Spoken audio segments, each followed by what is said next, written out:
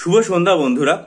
সম্প্রতি ডব্লিউবিসিএস এর যে ইন্টারভিউ প্রসেস চলছে 2012 গ্রুপ এ, তাতে একজন পরীক্ষার্থী ইন্টারভিউ বা পার্সোনালিটি টেস্টে অ্যাপিয়ার করেছিলেন এবং তিনি তার অভিজ্ঞতা আমার সাথে শেয়ার করেছিলেন।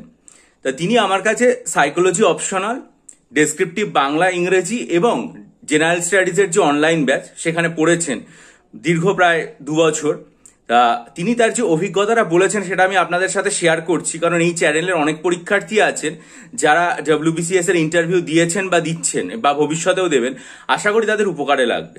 তিনি যেটা জানিয়েছেন সেটা হচ্ছে যে তাকে তার বিভিন্ন রকম ব্যক্তিগত বিষয় যেগুলো রয়েছে সেই সমস্ত প্রশ্ন করার পরে গুরুত্বপূর্ণ যে বিষয়গুলোতে প্রশ্ন করা হয় সেটা হচ্ছে যে অর্থনীতি থেকে প্রশ্ন করা হয়েছে, যেখানে ইনফ্লেশনের ব্যাপারে প্রশ্ন জিজ্ঞাসা করা হয়েছিল। এবং যেহেতু তিনি কম্পিউটার সায়েন্স নিয়ে লেখাপড়া করেছেন, তাই কম্পিউটার সায়েন্সের বিষয়ে প্রশ্ন জিজ্ঞাসা করা হয়, বুলিয়ান অ্যালজেব্রা থেকে প্রশ্ন জিজ্ঞাসা করা হয়, প্রোগ্রামিং থেকে প্রশ্ন জিজ্ঞাসা করা হয়েছে, সাইবার ক্রাইম এই বিষয়টা থেকে প্রশ্ন জিজ্ঞাসা করা হয়েছিল। এছাড়াও তিনি সাইকোলজি অপশনাল নিয়ে পড়েছেন।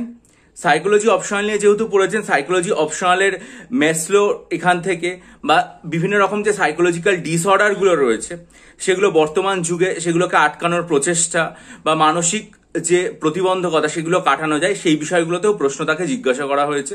যেটা বলেছেন যে মোটামুটি তার ইন্টারভিউ প্রায় 25 মিনিট মতো চলেছে এবং তার নিজস্ব অ্যাসেসমেন্ট সেটা হচ্ছে যে ভালো ইন্টারভিউ দিয়েছেন এবং তিনি চেষ্টা করেছেন সমস্ত উত্তরগুলোই দিতে ইন্টারভিউ বোর্ডের সামনে। এখন দেখুন, ইন্টারভিউ বোর্ড এর আগেও আমি মোটামুটি 2 জন পরীক্ষার্থীর ইন্টারভিউর অভিজ্ঞতা শেয়ার করেছিলাম।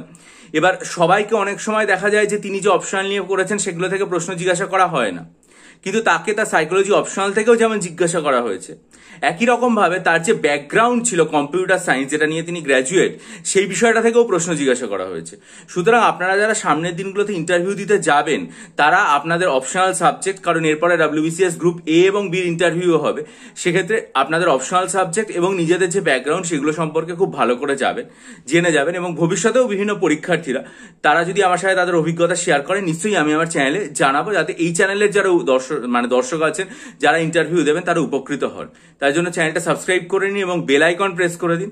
আর যদি মনে করেন যে আসন্ন যে ক্লার্কশিপ পরীক্ষা বা মিসলেনিয়াস পরীক্ষা যেটা হবে কিনা বা কবে হবে সেটা নিয়ে আমরা অত্যন্ত দুশ্চিন্তায় রয়েছি, তারপরেও এরকম একটা অন্ধকারাচ্ছন্ন মুহূর্তে যদি ডেসক্রিপটিভ বাংলা ইংরেজি, ডেসক্রিপটিভ কারেন্ট অ্যাফেয়ার্স এবং ডেসক্রিপটিভ অ্যারিথমেটিক্যাল স্টাডি মেটেরিয়াল নিতে চান, তাহলে 19 জানুয়ারি, 2 মার্চ এবং 9 ফেব্রুয়ারির ভিডিও দেখুন। প্রত্যেকটা লিঙ্ক আজকে সকালে আমি যে কমিউনিটি পোস্ট করেছিলাম সেগুলোতে লিঙ্কগুলো দেওয়া আছে, সেগুলো মনোযোগ দিয়ে দেখে ডেসক্রিপশন বক্সে ইমেল আইডির মাধ্যমে আমার সাথে যোগাযোগ করুন। বহু পরীক্ষার্থী নিয়ে উপকৃত হয়েছেন, আশা করি আপনারাও উপকৃত হবেন।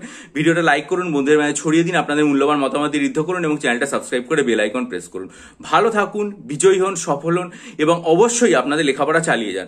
আমরা জানি যে সামনের যে সপ্তাহ আছে সেখানে ওবিসি কেস সংক্রান্ত একটা আপডেট পাওয়ার কথা আছে, সেখানে কি জানা যায় সেটাও পেলে অবশ্যই জানাবো। এবং পাবলিক সার্ভিস কমিশনের অনগোয়িং রিক্রুটমেন্ট বা যেগুলোর নোটিফিকেশন আসবে সেগুলো সম্পর্কেও যদি কিছু জানা যায় নিশ্চয়ই জানাবো। তার জন্য চ্যানেলটা সাবস্ক্রাইব করে রাখবেন। ভালো থাকুন, বিজয়ী হন, সফল হন।